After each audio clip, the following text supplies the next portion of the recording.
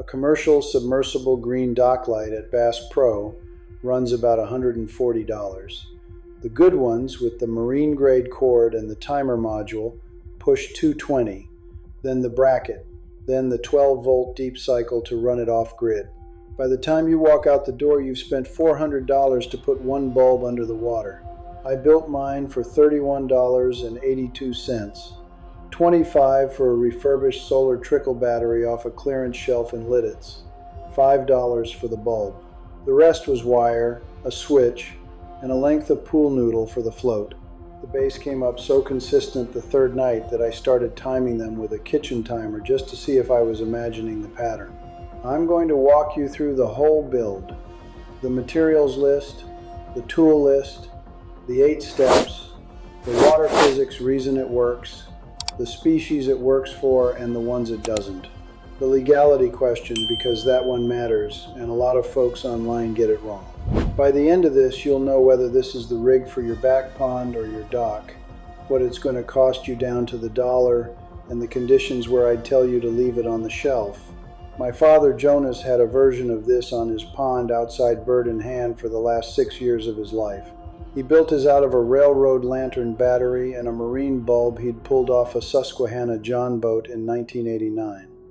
It wasn't pretty. It worked. The first time he showed it to me, we sat in lawn chairs at the edge of the back pond on the family lot at 9 in the evening on a Tuesday in May. The water was glass. He dropped the bulb in. We waited 11 minutes. Then the surface broke. Then it broke again. Then the bluegill came up so thick around the float you could see their backs in the green halo. 20 minutes after that, the first bass took a shiner off the surface within 4 feet of the light. My father didn't say a word the whole time. When it was over, he picked up his rod, set down his coffee, and said the only thing he ever said about that rig. He said the light didn't catch the fish. The light catches what catches the fish. Then he went to bed. That's the whole science of this in one sentence. The light doesn't draw base. The light draws the bottom of the food chain. The food chain draws the base. It's a 4-step cascade and you're building step 1. Before I get to material, let me handle the legal question, because if I don't, half the comments are going to ask it. The rules vary by state and they vary by water. On a private pond that does not drain to a navigable waterway, on your own property, in 26 states I checked, an underwater LED at night requires no permit and falls under no fishing light restriction. Pennsylvania, Ohio, Indiana, Tennessee, Kentucky, Missouri, Arkansas, all clear for private water. On a dock that touches public water, it gets more complicated. New York restricts artificial light for taking fish under specific code sections. Wisconsin restricts ice fishing light separately. California has its own framework. The general rule of thumb is this: if the water is yours and the drainage is yours, you have the most latitude. If the water is public, check your state code before the bulb goes in. I'm not your lawyer, and I'm not a fish and boat officer. Verify your state. Penn State Extension has a pond management primer that links out to state pages, and that's the right starting point. Now the materials. I'm going to give you the list I used in May of this year with the exact retailer, so if you want to clone this, you can. One 12-volt deep cycle battery with a built-in solar trickle. I bought a refurbished one for $25 at a small farm and tool resale in Lidditz. New at Tractor Supply, you're looking at $58 for a comparable 7 amp-hour unit with the trickle panel attached. If you don't have a refurbished outlet near you, the new Tractor Supply unit works. Just adjust your total. One $5 submersible LED, green or green-blue, 12-volt, marine-rated waterproof. I bought mine off a clearance bin at a hardware store outside Strasburg. Online, you can find them between $4 and $9 depending on month and stock. The brand doesn't matter much, the color does. Green wavelength, around 520 nanometers is what you want. Not white, not blue. I'll explain why in the physics block. 12 feet of 14-gauge marine wire, 2 conductor, Home Depot. $3.20. One automotive inline fuse holder with a 5 amp fuse.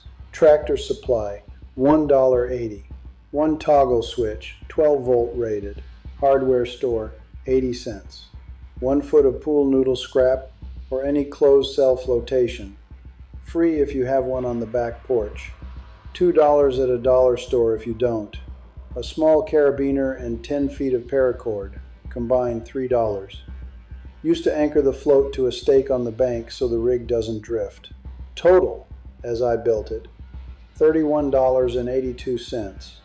If you buy everything new at standard retail, you're at $59 and change. Still a fraction of the commercial unit, and the trickle solar means the recurring electric is zero forever. Now tools. You don't need much. Wire strippers, the $4 kind from the hardware bin, a utility knife, a small Phillips screwdriver, a roll of electrical tape. A soldering iron is nice if you have one, but I did the first prototype with butt connectors and crimps and it held up through 3 months of summer humidity. If you don't have a soldering iron, don't buy one for this. The crimp connectors are sufficient. Skill level, basic. If you've ever changed a car battery or installed a porch light, you can build this. There is no electrical code exposure because the whole circuit is 12 volts, low amperage, fused. The worst thing that happens if you wire it backwards is the bulb doesn't light up. Reverse the leads. Step 1. Set the battery on a level surface where it'll live. I keep mine in a small wooden milk crate at the foot of a fence post near the dock, 10 feet back from the water's edge. Above the floodplain. Out of direct rain. The solar trickle panel sits on top of the crate facing south. Once the battery is placed, set the solar panel cord to the battery terminals, red to positive, black to negative. The trickle indicator should turn on with daylight. If it doesn't, the panel is unplugged or the battery is dead. Verify before you keep going. The panel pushes maybe 150 milliamps in direct Pennsylvania sun in May, which is enough to top off a 7 amp battery between uses. Step 2. Wire the inline fuse holder onto the positive lead between the battery and the switch. The fuse goes in the holder, 5 amp. This is the only safety critical step in the build. If the bulb shorts to the float housing in the water, the fuse blows before the battery dumps current into the wire. Without the fuse, in the worst case, the wire gets hot, the insulation softens, the rig fails, and you might lose the float to a melt. The fuse costs 80 cents. Put it in. Step 3. Wire the toggle switch into the positive lead, downstream of the fuse. Switch open, no current. Switch closed, current flows to the bulb. I mount the switch on the outside of the milk crate so I can flip it from the dock without walking around to the battery side. Step 4. Cut your 12 feet of marine wire to length and run it from the switch out to where the float will sit. Most ponds, 10 feet is enough. Longer cord means voltage drop, but on a 12 volt rig with a 1 watt LED, you can run 25 feet without losing visible brightness. Step 5. Build the float. Cut a 6-inch length of pool noodle. Through the center, run an eye bolt or a length of stainless wire bent into a loop. The float holds the bulb at a fixed depth below the surface. I run mine at 14 inches deep. Too shallow and surface chop scatters the light. Too deep and you lose the surface pelagic baitfish you're trying to attract. 14 to 18 inches is the band. My father ran his at 16. I ran experiments at 10, 14, 18, and 24. 14 had the densest minnow halo. 24 had the longest reach but the smallest concentration. For base purposes, 14 wins. Step 6. Connect the bulb to the marine wire. Strip a 1/4 inch from each conductor. Crimp the butt connectors. Seal each connection with marine heat shrink or 2 wraps of self-fusing silicone tape. The connection has to be waterproof. This is the failure point on cheap commercial units, which is part of why they cost what they cost. You can do it better than the factory in 15 minutes. Step 7. Test the rig on the dock before you put it in the water. Flip the switch. The bulb should come on solid. Hold it under a bucket of water in your driveway for 10 minutes. If it stays lit and the wire stays dry to the touch above the water line, you're good. If you see any flicker or smell hot plastic, kill the circuit, find the leak, redo the seal. This dry run saves you a wet retrieval at midnight. Step 8. Deploy. Set the float on the water near the deepest reachable structure within 10 feet of where you'll be casting from. A dock corner, a drop-off shelf, the downwind side of a brush pile. Run the paracord back to a bank stake. Flip the switch at full dark. Wait. The first night you'll wait between 8 and 20 minutes for the first visible activity. The light doesn't draw fish directly. It draws phytoplankton and zooplankton, which are positively phototactic, meaning they swim toward light. The plankton draws shiners and minnows, which feed on plankton. The shiners draw bluegill, which feed on shiners and on whatever else is small enough to fit in their mouth. The bluegill draw bass. The bass are the apex of the cascade, and they show up last. But they show up consistently once the cascade is established. Now the physics block. Briefly, plain English. Green wavelength around 520 nanometers penetrates pond water about 3 times farther than white or red wavelengths, because water absorbs red wavelengths within the first foot or two and absorbs blue across longer distances. Green is the sweet spot for freshwater clarity. Plankton respond to green and blue. Insects, particularly the night-flying ones that dust the surface and trigger surface feeders, are drawn to blue and ultraviolet, which is why a blue shift on the bulb spectrum adds a second food layer. The shiners track the plankton. The predators track the shiners. There's a Penn State Extension bulletin from the Aquaculture series that covers phototactic cascade in small ponds, and Auburn University Fisheries program has published peer-reviewed work on amino-acid and visual attractants in farm pond predator response. Both are public archives. Both are searchable by anyone with a library card and 20 minutes. A second mechanism worth understanding. The light cone in the water column creates what biologists call an edge effect. The boundary between the lit zone and the dark surrounding water is where predators stage. Bass don't sit in the bright center. They sit in the half shadow at the perimeter, where their eye is dilated for low light, but their target is silhouetted against the glow. That's the visual geometry of why this rig works for ambush feeders. My father described the same thing in his own words back in 1989. He said the bass don't come for the light. They come for the doorway between the light and the dark. I didn't know what he meant for about 8 years. The night I finally caught my first 3-pound largemouth on a topwater fly cast just past the halo edge, I understood. Now I cast the perimeter. Never the center, 3 feet outside the halo, parallel to the shadow line. That single change roughly doubled my hookup rate the first season I applied it consistently. There's one more wrinkle. The cascade has a build time and a decay time. The first night the rig is deployed in a pond that's never seen a light, the cascade can take 25 to 35 minutes to fully establish because the plankton population has to migrate upward from the deeper water column. Once a pond has been lit for several consecutive nights, the plankton population learns the location and the build time drops. By night 5 or 6, you'll see the minnow halo inside 10 minutes of switching on. By night 10, you can almost set a clock by it. The decay works in reverse. Turn the light off and the cascade dissolves over about 15 minutes as the predators move off and the forage scatters back to cover. Now the testing. How do you know your rig works? The first verification is the minnow halo. Within 20 minutes of switching the bulb on, in clear water above 60 degrees, you should see a moving cloud of small bodies around the float, flashes of side scales. Surface dimples. If that cloud doesn't materialize in 25 minutes, your water is too cold, the depth is wrong, or your pond doesn't have the forage base. The light cannot create fish that aren't there. It can only concentrate fish that are already in the pond. That's the first thing I want you to internalize. Honesty beat. This is where I tell you what doesn't work and where this will fail you. Conditions where I'd skip this rig. It does not work well in turbid water.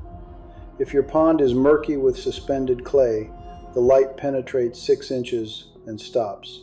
The plankton respond, but the predators can't see beyond the halo, and they hunt by lateral line and scent in muddy water, not by sight. You'll get bluegill. You won't get bass. Clarity of 3 feet visible to a white disc lowered into the water is the rough minimum. It does not work in water under 55 degrees Fahrenheit. Bass metabolism drops below that threshold and they stop hunting actively at night. They sit on the bottom and they don't chase. April in Pennsylvania. Your pond water is 48 degrees. The rig will draw a small minnow halo and exactly 0 predators. Wait until late May. It does not work for trout. Different species, different feeding window, different visual range. Trout feed in the cooler hours, often at first light. The cascade still attracts the forage base, but trout don't typically respond to artificial light the same way warm water predators do. I've tested this. I was wrong about it for 2 seasons. I thought the rig would universally pull predators. It doesn't. It pulls largemouth, smallmouth, channel catfish, and occasional walleye. Not trout, not pickerel as reliably. Not pike. It does not work in storm-stirred water or in heavy surface chop. The light disperses, the cascade breaks down, and the fish move to structure. It does not work without forage. If your pond was poorly stocked and there are no shiners, no fathead minnows, no juvenile bluegill, the cascade has no middle layer. The plankton come up. Nothing eats the plankton. Nothing comes for the nothing. Stock first, light second.